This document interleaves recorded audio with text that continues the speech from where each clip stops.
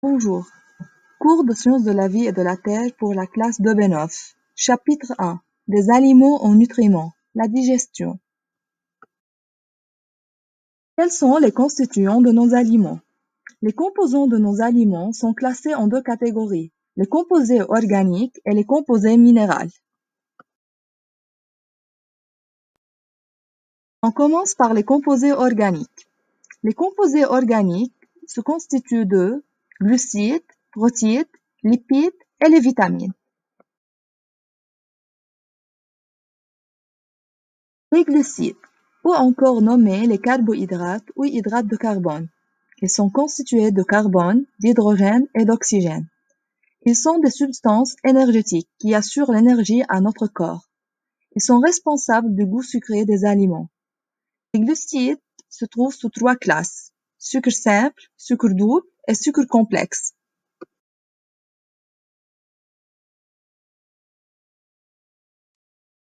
Les sucres simples ou oses. Ces sucres se trouvent dans les fruits, comme des raisins, les pommes. On les trouve encore dans le miel. Il y a trois sucres simples, le glucose, le fructose et le galactose. On les représente par des symboles pour simplifier leur étude.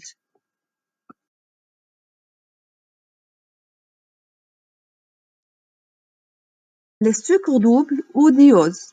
Ce sont les sucres constitués de deux oses.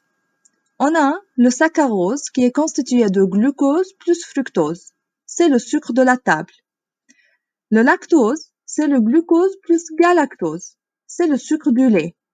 Et on a le maltose qui est constitué de deux molécules de glucose. Les sucres complexes ou polyoses, ce sont des molécules géantes constituées par un très grand nombre de glucose. On a l'amidon, c'est le sucre qui se trouve dans les pommes de terre, les bananes, le riz, le pain et le blé. Et on a la cellulose, c'est le sucre des fibres des plantes vertes. On le trouve dans toutes les plantes vertes, comme le persil, le lettuce et le brocoli.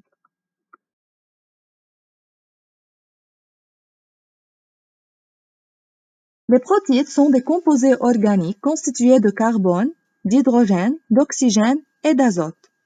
On trouve les protéines dans des produits animaux comme le poulet, la viande, les poissons, les œufs, le lait et les produits laitiers. Et on peut trouver des protéines végétales comme dans le blé, le maïs, l'épinard et dans certains céréales comme le soya et le quinoa.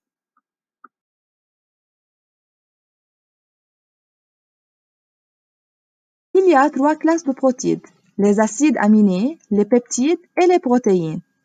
Dans la nature, il y a 20 différents acides aminés. On les représente par des symboles de différentes couleurs pour faciliter leur étude. Les peptides sont des chaînes constituées de 10 à 100 acides aminés, alors que les protéines sont des chaînes très grandes et compliquées constituées par 1000 ou plus d'acides aminés.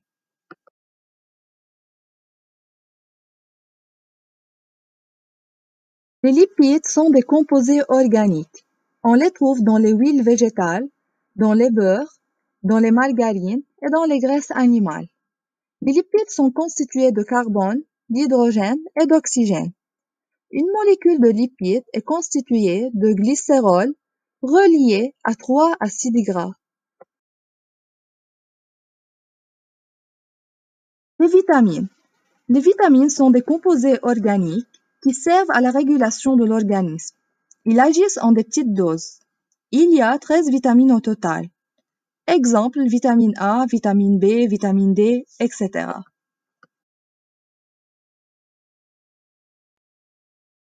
En plus des composés organiques, nos aliments sont constitués de composés minéraux.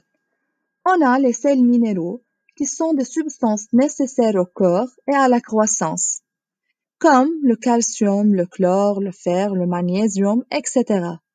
Et il y a l'eau, qui constitue 60 à 70% de la masse corporelle.